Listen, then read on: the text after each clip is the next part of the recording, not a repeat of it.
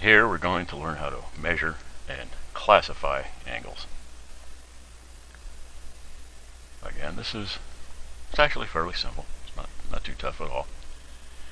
Suppose we have an angle.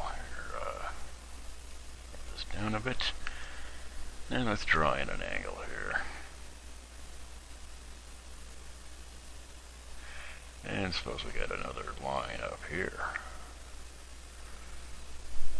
Now, let's call this, in fact, let's not like them line segments, let's make them rays. That usually works out better. There we go. Now, we'll put a point over here. We're going to call this point X. We'll call this point Y. And we'll call this point Z. Down here, let's call this point A. Now, how do we label these angles?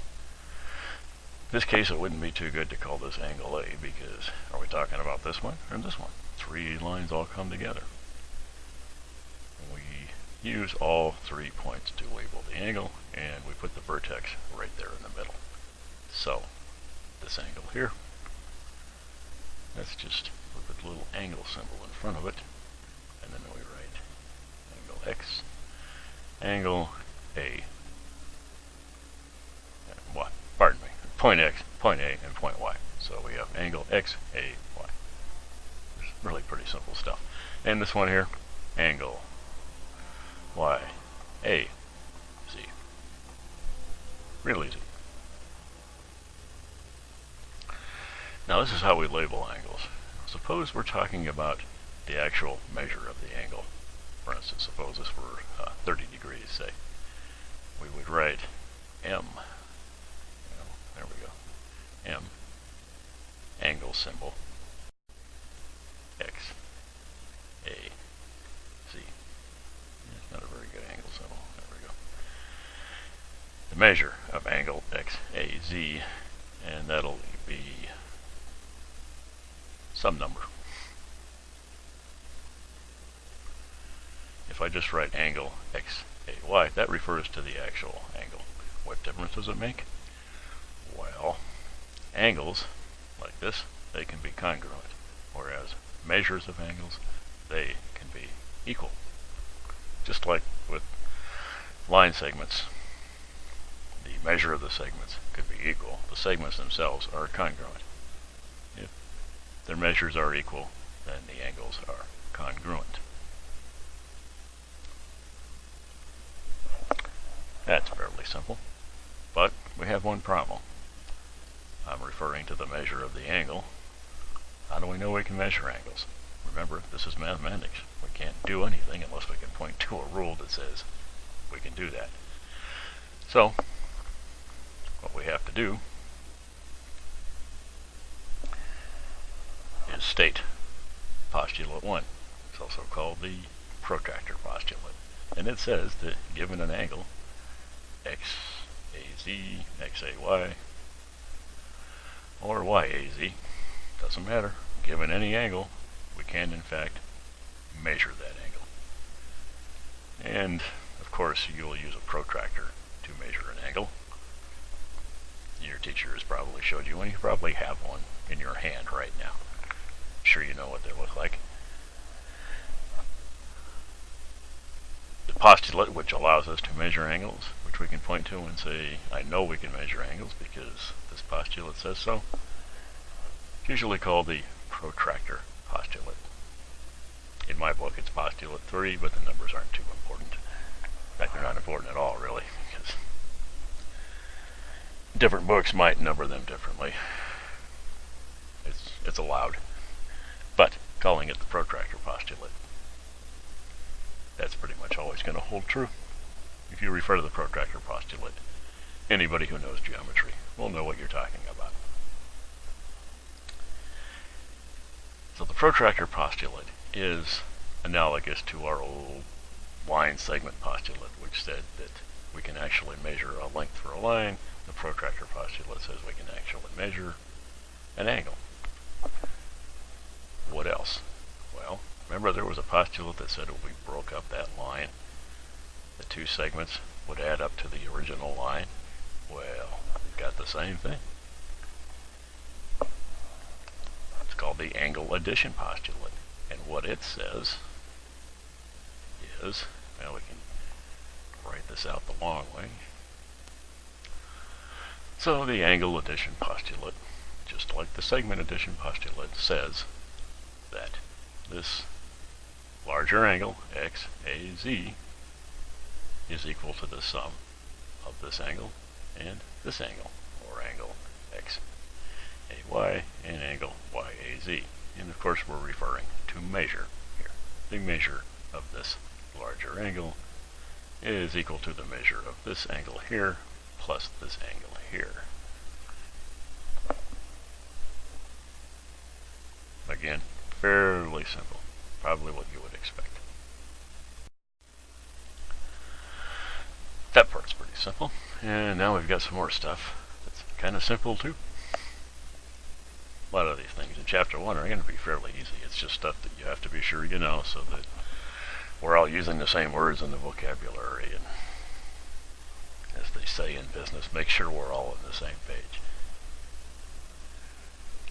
When it comes to, we're naming angles here. This is how you would name a particular angle. But what about generally? There are 4 types of major classifications of angles. We have an angle like this. That's called an acute angle. Why? Well, because it's less than 90 degrees. Oh, wait a minute. That's another one of our angles. That's one of our classifications. That's a right angle. And one way you can tell for sure, other than it just kind of looks like the two are perpendicular, whenever people draw a right angle, to indicate that it really is a right angle, they usually put this into it. Oops. So that this whole thing forms a square. That's intended to let you know that this is definitely a right angle. If I drew something that looked an awful lot like a right angle and didn't put that in it, then you couldn't assume that it was a right angle just because it looks pretty much like it. After all, it could be 89 degrees, it could be 91 degrees. This one here, this little thing here says it's 90 degrees exactly, no question about it.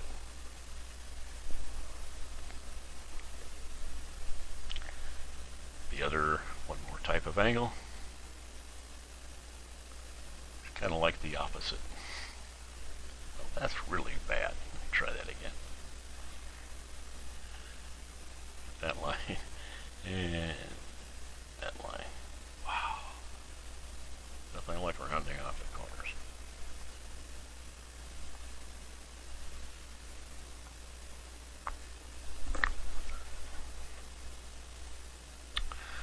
Okay. It's pretty tired of letting you wasting your time watching me try to draw these silly angles.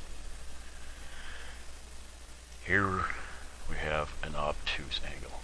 Now, why is it called obtuse? Because it's greater than 90 degrees. Remember, this one here is 90. That's what the right angle means, 90 degrees. This here is acute because it's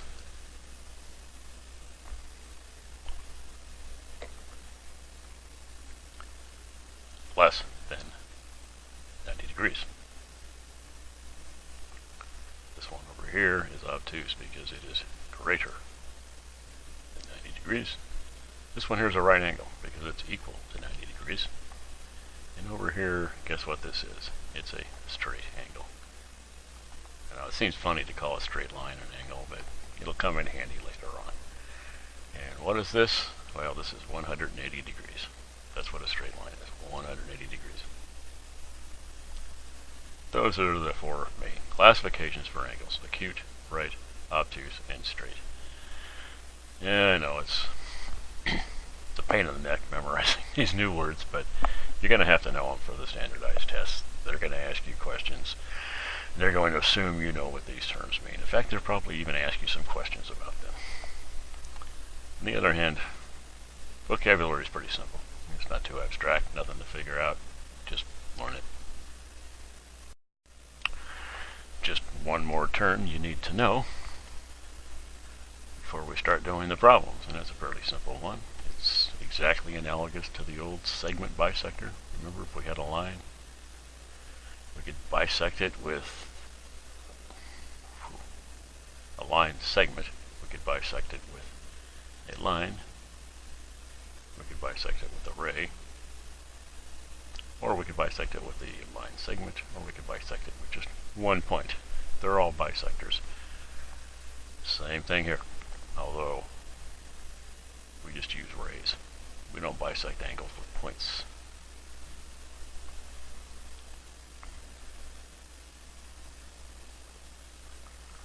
This is an angle bisector. Here's an angle bisector. Do the same thing with the right angle.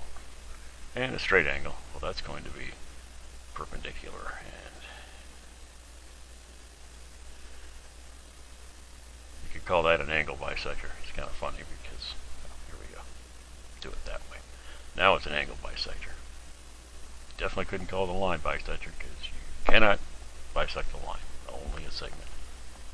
Segment down here. Line up here. Now we know what angle bisectors are. Totally analogous to the segment bisector. I'm sure you'll have no trouble at all. So let's get to some of the problems here. What's a good one? Yeah, let's start with this. Well, we have here a nice little diagram. The measure of x, y, z. That's angle x, y, z, of course. Which one is x, y, z? Well, that would be this and this.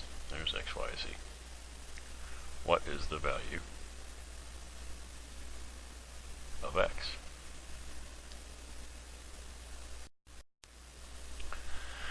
Keep in mind when they say x, they're referring to the x in the equation here, not this over here. Probably wouldn't confuse anybody other than me. This is what they mean. So how do we work this out? Well, this is the larger angle. And what do we know? Well, we have a postulate which says that the sum of these two angles, when we break up the larger angle, just adds right back up to the original angle. Very much like the segment addition postulate.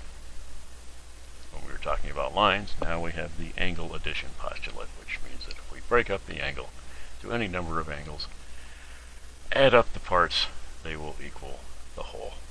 The sum of the parts equals the whole. That's pretty much what both of these postulates are trying to say. So we have x, and just go ahead and write it all out here. Our angle addition postulate tells us this angle here is equal to this angle plus this angle. Now, right down here, xyw is, and plus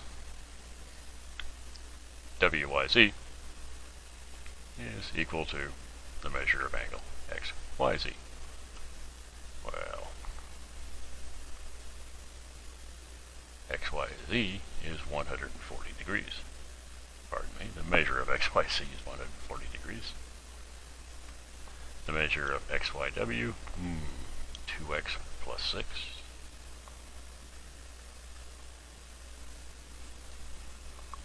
And the measure of wyz is 80. These are all degrees, of course. So, what do I have here? Well, I could rearrange things a little bit and write that 2x over here equals, so when we rearrange, we get 140 minus 86, which is 54, equals 2x, or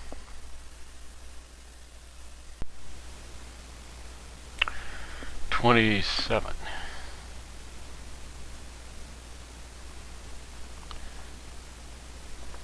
That's what x is. What were they asking us to find? Well, they asked for x. We got 27 over here, so the answer is A. Frequently, they'll actually ask you you have to keep careful track. Did they ask for the measure of x, y, w, in which case you would substitute 27 in for x and get a number here, or did they actually just ask for x? In this case, they just asked for x. That makes it go a little quicker. Now, in this little diagram,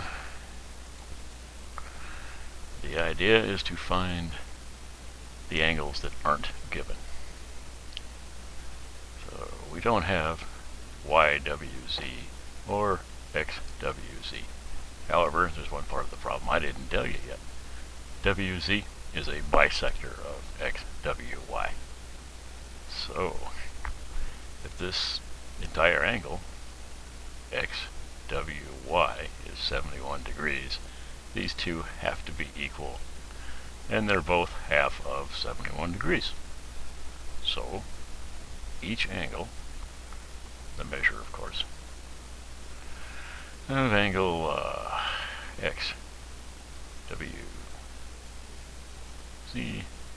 equals the measure of ZWY.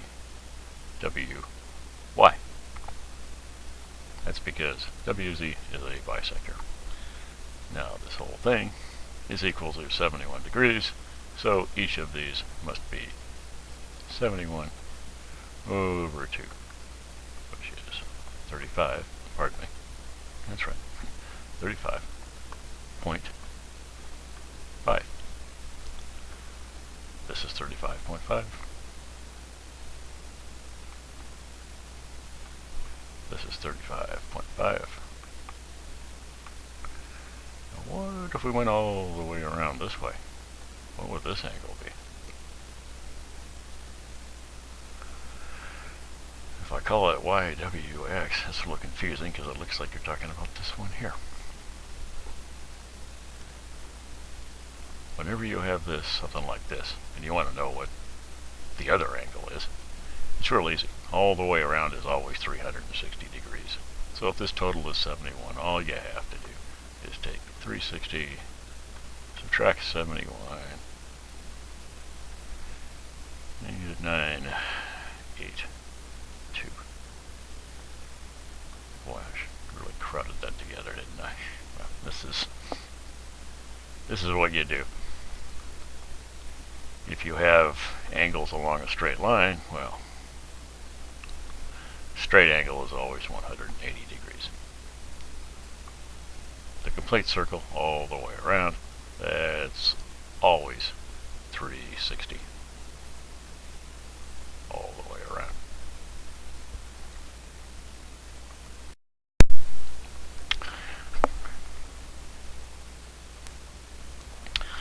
Here's one that's interesting. Well, interesting in the sense that it's hard to figure what mistake the person who came up with this answer would have made. They tell you that Km is the bisector.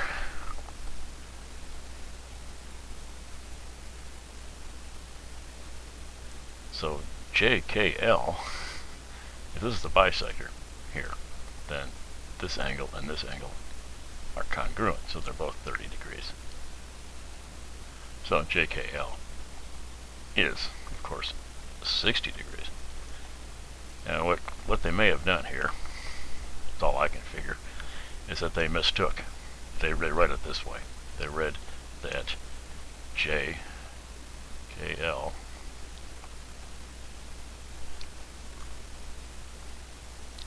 the total of that, I always forget these little arrows there, pain in the neck.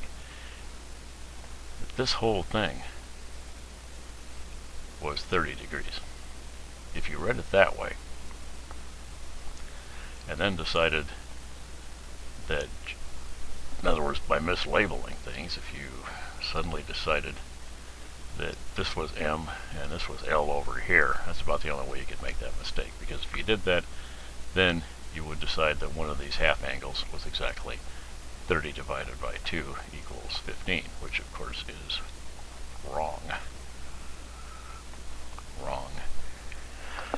That's the only way I can see that mistake happening, is if you just got confused about what was the large angle and which were the two smaller angles it was broken up into. I don't think this is the kind of mistake most people would be inclined to make, but I'm probably wrong, because these guys really know what they're doing. They got lots of experience, and they must have seen lots of students do this. So learn from it. Pay close attention to which is the included angles and which is the main outer angle. Just like keeping track of which is the segment and which are the partitions of the segment. Same thing here. Which is the main angle and which are the partitions of the angle. If you keep that straight, you shouldn't make any mistakes like what we're looking at here. And here we are using algebra again. We're going to do that all year. We're going to mix up algebra and geometry. And the reason is simple. No matter what you do in math, it's pretty hard to get away from algebra. There are things in mathematics that may not use too much geometry, but you're going to have a hard time finding anything in math that's not going to use algebra. So, we're going to use it again. We have that BD is a bisector. That's right here.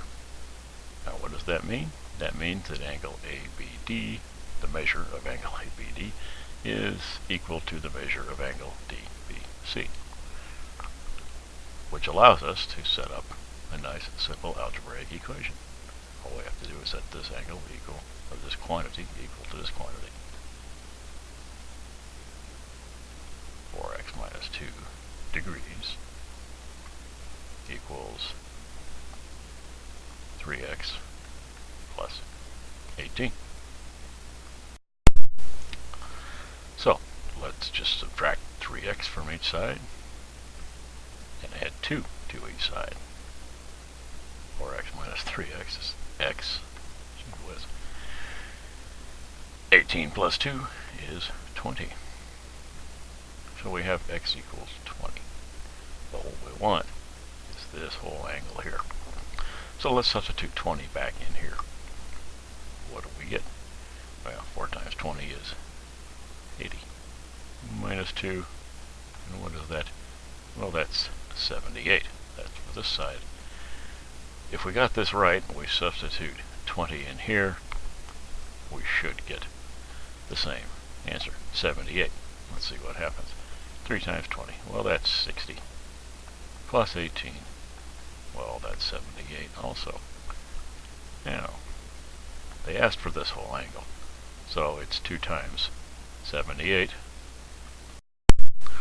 And we get 2 times 78 is 156, which is the measure of angle ABC.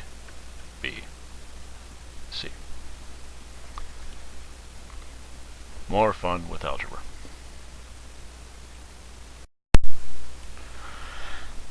Now what we're going to do here is plot some points. We'll plot these points here and determine what kind of an angle we get when we connect the dots, so to speak. But keep in mind that the middle point, and we can produce a triangle out of these 3 points. We're not looking for a triangle right now. We're looking for an angle. So this middle point B is what we're going to call the vertex. So what we're going to find in each case is angle ABC. So let's see what happens. Point A is 3, 3. That's right there. And we can label it. And we just call it A. We've already got that written up there. We'll stick with A. B is 0, 0. Okay. There's point B. C is 3, 0. There's 3 and there's 0. So what have we got here? If we connect the dots, what do we get? Well, I would say that this is an acute angle.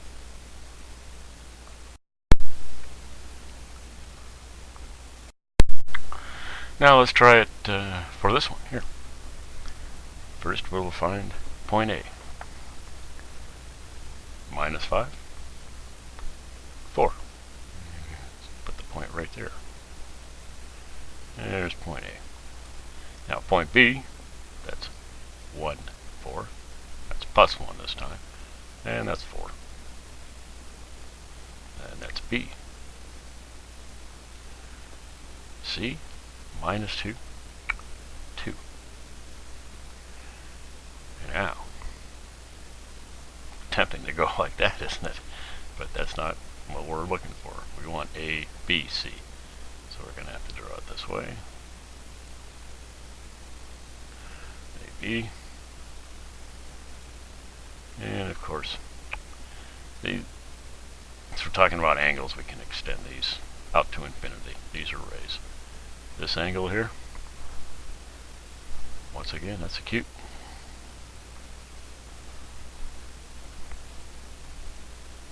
Less than 90 degrees. Just think in terms of these grids here intersect at 90 degrees, or per 90 degrees.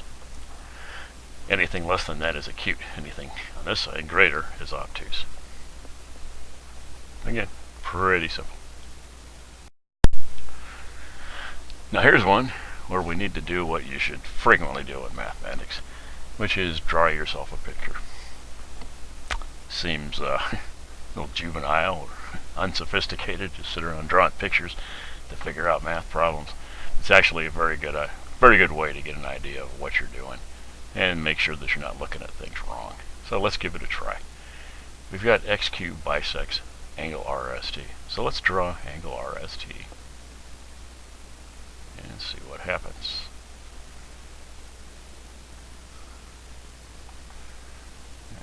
There's R, S, and this is T. Now S cubed bisects it.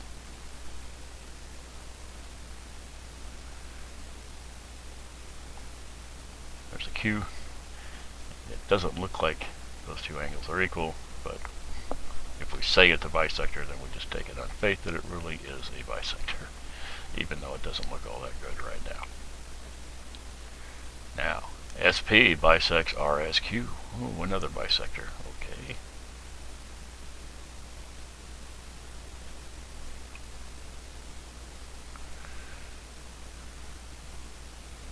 There's P. SV bisects R S P. Ooh. Bisecting again.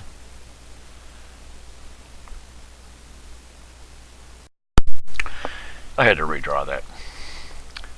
What happens when you don't think ahead? We were bisecting this angle here on the left, which I drew too small, so you got to the point where you couldn't see the lines that were bisecting the angle. So I redrew it larger. And what we have here is angle RST, that's this one here, is bisected by SQ, that's this here. Now, we have SP bisects RSQ. So we had to draw a bisector for RSQ, and that's P, so that's RSP. SV bisects RSP. RSP. So you see what we're doing. We're taking this angle, we cut it in half, and then we cut that in half, and then we cut that in half, and then we stopped, luckily. It tells us that VSP, that's this middle thing here, is 17 degrees. Okay. What they want is TSQ. That's this one over here. What's this? Well, what do we know? We know that SQ is a bisector. So, we have that the measure of angle R SQ equals the measure of angle Q S T. That's this angle here is equal to this angle here. That's because SQ is a bisector of RST. These two were equal. So if we find this side, we've got this side. If this is 17 degrees, well, remember, RSV, or pardon me, SV is the bisector of RSP. which means that VSP and RSP have the same measure. That's 17 degrees also. However, SP is a bisector of RSQ, which means that everything on this side is equal to everything on this side. We're just applying the angle bisector, or pardon me, the angle partition theorem multiple times.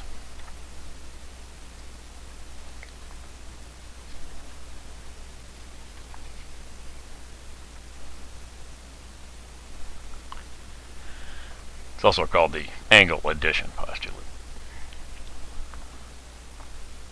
Well, if this side here is 17 and 17, that adds up to 34 and has to be equal to this one here. Which means that this over here, this is 34. So this whole side, what does it add up to? Whoa. It adds up to 68, and it has to be equal to this. I didn't write out a whole bunch of boring algebra because I think you see the sense of it here. I hope you do. We bisected, and we bisected, and then we bisected again. So since we're cutting things in half and in half and in half, once we got one of the smaller ones, we just keep doubling and doubling and doubling. We're just reversing what we did when we cut everything in half. And the answer here is QST is 68 degrees.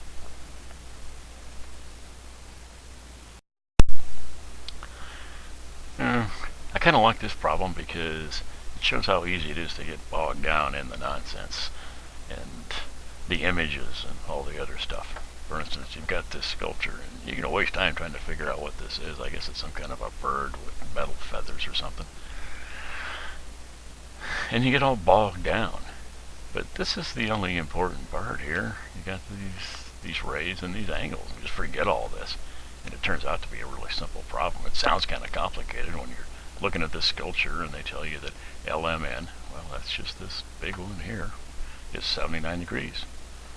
PMN, well, that's this one here, is 47 degrees. Our angle addition postulate tells us that the whole angle is equal to the sum of its parts when you break it up. So, what would LMP be? Yeah, it's pretty simple. Simply 79 minus 47, and it gives you 32 degrees. Now, when you first read this, then it tells you to look at the sculpture, and you see this image that gets in the way of all the other stuff.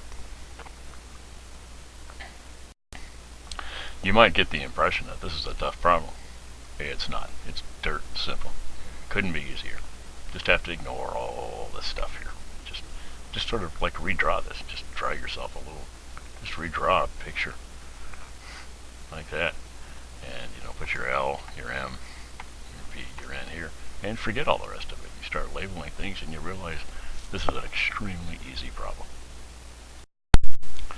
Okay, here's another example where I guess you can get bogged down in pictures and names and trying to figure out what the heck these people are talking about. It's really, really simple.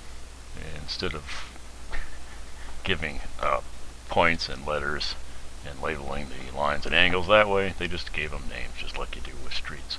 Other than that, they'll just do it right here. Just redraw. Draw. There's a line. Well, a ray. We're going to pretend these roads go off to infinity, I guess. What the heck. Maybe someday they will. Now, Malcolm Way and Sydney, that's this and this, intersect at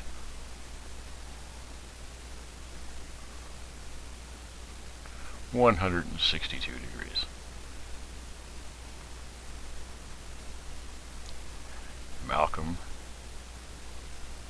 Park Road intersects Sydney, that's over here, at 87 degrees. So if I were to redraw this, which might be a good idea,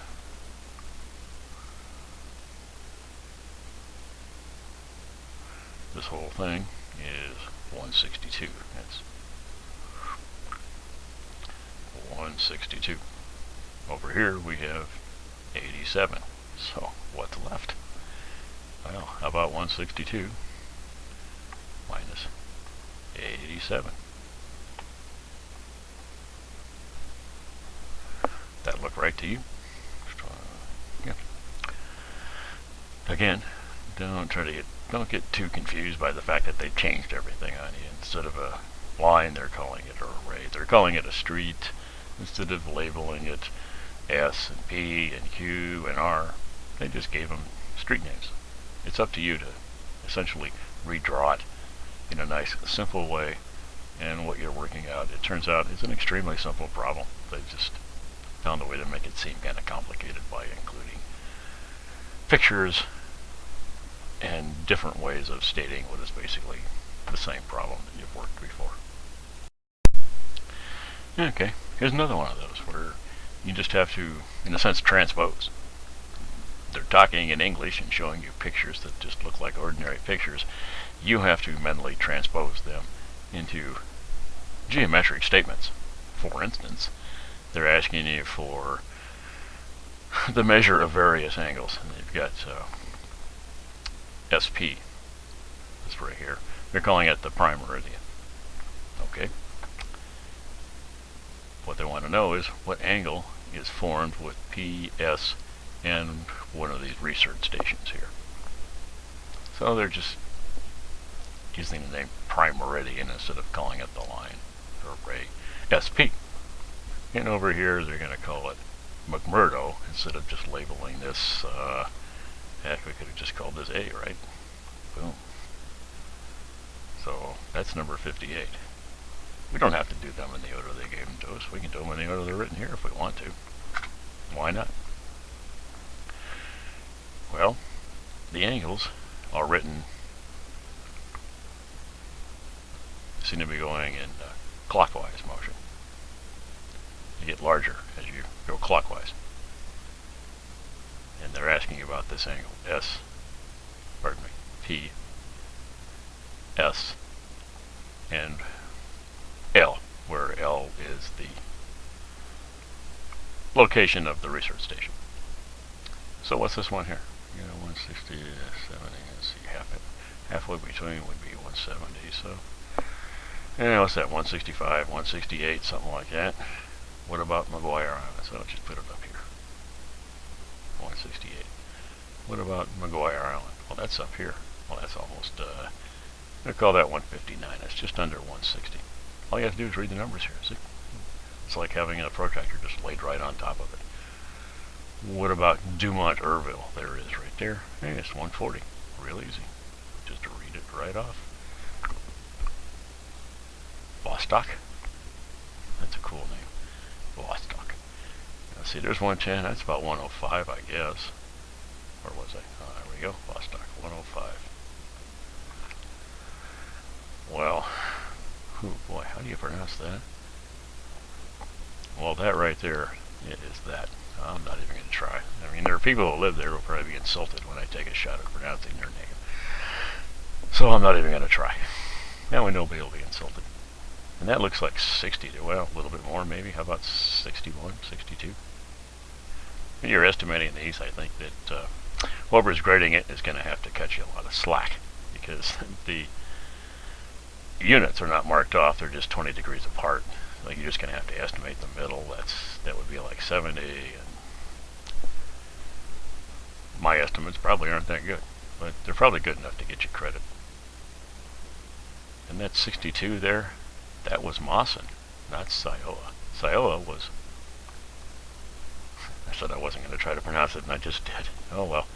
Sorry guys, if you live there, you can hunt me down and shoot me when you get your convenience.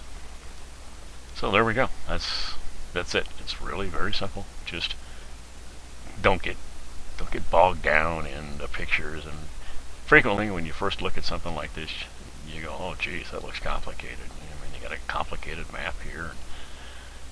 They're asking for stuff that I'm not even sure what it is yet, but you just do it one at a time. It's real easy.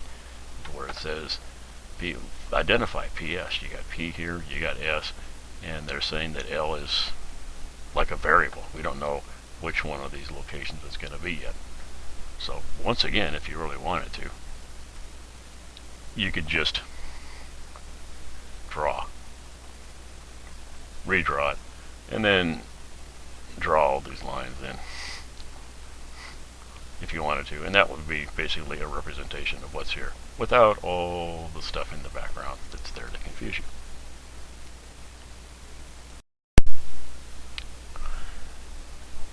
Well, that's it for measuring and classifying angles. I'm sure you didn't have any trouble